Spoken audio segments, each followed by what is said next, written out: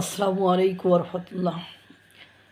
ভারতের ক্ষতিতে যারা খুশি তারা তো আনন্দে আত্মহারা হয়ে গেছে যে রাশিয়া ভারতকে তেল সাপ্লাই করা বন্ধ করে দিয়েছে। ঘটনাটি ঠিক ওরকমই, কিন্তু ভারতের জন্য নয়। এই বিপদটা অন্য দেশের জন্য হয়েছে, কিন্তু ওই যে পুরোটা না দেখে কান নিয়েছে সিলে। পাবলিকের সংখ্যা পৃথিবীতে এখন অনেক বেশি, বিপদে পড়েছে অন্যরা, আর সেই বিপদ দেখাচ্ছে ভারতের, যে ভারতের এই দিক থেকে এবার মুখ ফিরিয়ে নিল রাশিয়া, অর্থাৎ ভ্লাদিমির পুতিন ভারতের দিক থেকে মুখ ফিরিয়ে নিল। যে 1 এপ্রিল থেকে 23 জুলাই 31 জুলাই পর্যন্ত তেল সরবরাহ, তেল রপ্তানি করা বন্ধ করে দিয়েছে রাশিয়া। ভারত শেষ। কিন্তু ঘটনা সেটা নয়। সত্য ঘটনা হলো যে মূলত ভারত রাশিয়া থেকে ক্রুড অয়েল অর্থাৎ অপরিশোধিত তেল কেনে। কারণ পৃথিবীতে যত রিফাইন বা অপরিশোধিত তেলকে পরিশোধিত করার যেসব মেশিনারিজ বা পদ্ধতি বা সিস্টেম রয়েছে, তার মধ্যে অন্যতম হলো ভারতের। ভারত মূলত রাশিয়া থেকে অপরিশোধিত তেল কিনে থাকে। এই অপরিশোধিত তেলের ক্ষেত্রে নিষেধাজ্ঞা দেয় নাই, আর পর্যাপ্ত পরিমাণ অপরিশোধিত তেল রাশিয়া থেকে ভারত কিনে থাকে।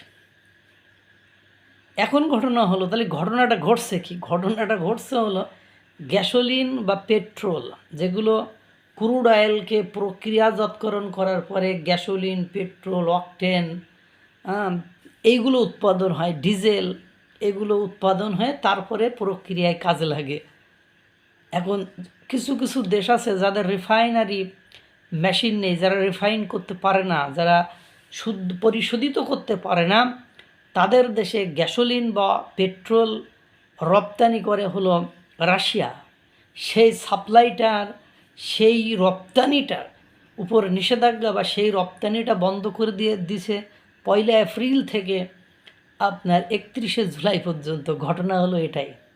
কিন্তু পরোক্ষভাবে ভারতকে সেখানে একটু প্রবলেম ফেস করতে হবে, কারণ যেহেতু ইউক্রেন রাশিয়ার 4টি গ্যাসোলিন বা 4টি অয়েলের প্রজেক্টের উপরে হামলা চালিয়েছে।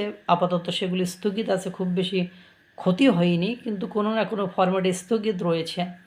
এবং যখন ভারতের একটা নির্দিষ্ট পরিমাণ তেল দিত, সেই ক্ষেত্রে তাদেরকে ছাড় দিত, কিন্তু ওই যে মার্কিন যুক্তরাষ্ট্রের সাথে কিছুদিন একটু সম্পর্ক করে তাদের কাছ থেকে নেওয়ার কথা বলার পরে সেই ছাড়টি মিনিমাইজ করে দিয়েছে রাশিয়া, যার কারণে একটু চাপে পড়তে হচ্ছে। কিন্তু অপরিশোধিত তেল ভারত রাশিয়া থেকে কিনছে এবং রাশিয়া স্বাচ্ছন্দ্যে সেটা সরবরাহ করতেছে। সুতরাং যারা এই গ্যাসোলিন, পেট্রোল, অকটেন কি এগুলো না বোঝেন, তাদের জন্য এটা আনন্দের বিষয়, কিন্তু ভারতের জন্য এটা ক্ষতির কোনো কারণ নয়।